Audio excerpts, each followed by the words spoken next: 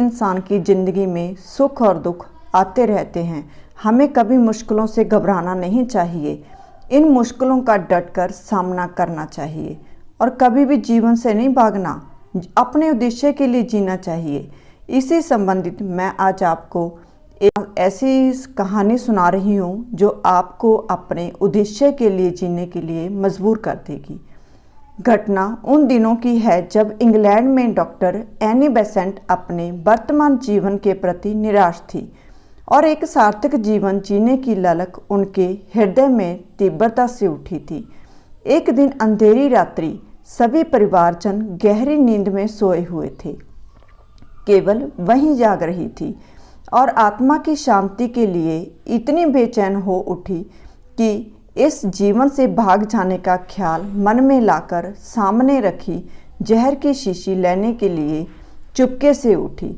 लेकिन तभी किसी दिव्य शक्ति की आवाज़ ने उन्हें आगे बढ़ने से रोक दिया। क्यों जीवन से डर गई? सत्य की खोज कर ये सुनकर वह चौंक गई। अरे यह आवाज़ किसकी है? कौन मुझे भागने से रोक रहा है? उन्होंने उसी समय निश्चय कर लिया कि सार्थक जीवन के लिए मुझे संघर्ष करना ही होगा। सत्य की खोज के लिए वे अपना परिवार, सुख संपत्ति आदि सब कुछ छोड़कर भारत आ गए। उन्होंने साध्वी जैसा जीवन यहाँ ग्रहण किया और विश्व को भारतीय जीवन दर्शन के रंग में रंग देना ही अपना मुख्य उद्देश्य बना लिया। उनकी मृत्यु भी भारत में ही हुई थी। अंधकार से प्रकाश की ओर जाने के लिए भी मनुष्य को संघर्ष करना पड़ता है, जिसके दौरान वह अपनी शुद्ध चेतना से संपन्न भाव को जागृत कर जीवन लक्ष्य की प्राप्ति कर लेता है। ऐसे संघर्षवान व्यक्ति की ईश्वर भी सहायता करता है, बशर्ते वह सच्ची लगन व उत्साह के साथ सार्थक जीवन के प्रति संकल्पकृत है और उसकी आंखें निर्धारित लक्ष्य पर केंद्रित होती हैं। इसीलिए जीवन सहज नहीं है, एक संघर्ष है। कठिनाइयों एवं बाधाओं जीवन के अंग हैं। इनसे भयभीत होकर कर्तव्य पथ से पलायन कर देने का अर्थ होगा कि आपने जीवन मूल्य को नष्ट कर देना है। सत्य तो यह है कि कठिनाइयों और दुखों पर विजय प्राप्त करके ही मानव ने इस भौतिक संसार का इतना ऊंचा विकास किया है कि जब कड़वी दवाई के सेवन से रोग का निदान शीघ्र होता है, तब हम अपने जीवन लक्ष्य की सिद्धि में संघर्ष करने से क्यों कतराएं।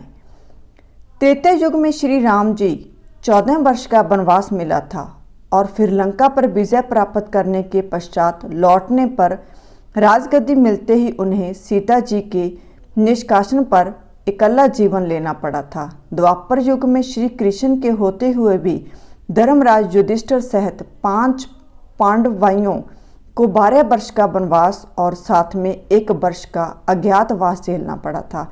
स्पष्ट है यह जीवन संघर्ष आदिकाल से चला आ रहा है।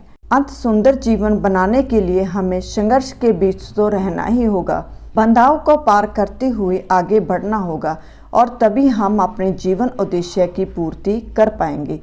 दोस्तों, यह कहानी आपको अपने जीवन के लक्ष्य की ओर ले जाएगी और आप कभी भी अपने जीवन में आए दुख और मुश्किलों से नहीं भागोगे। इसीलिए अपने जीवन में आई सभी मुश्किलों का डटकर सामना करना चाहिए और खुशी खुशी अपने जीवन के उद्देश्य को पूरा करना ही हमारे जीवन का मुख्य उद्देश्य है। धन्यवाद।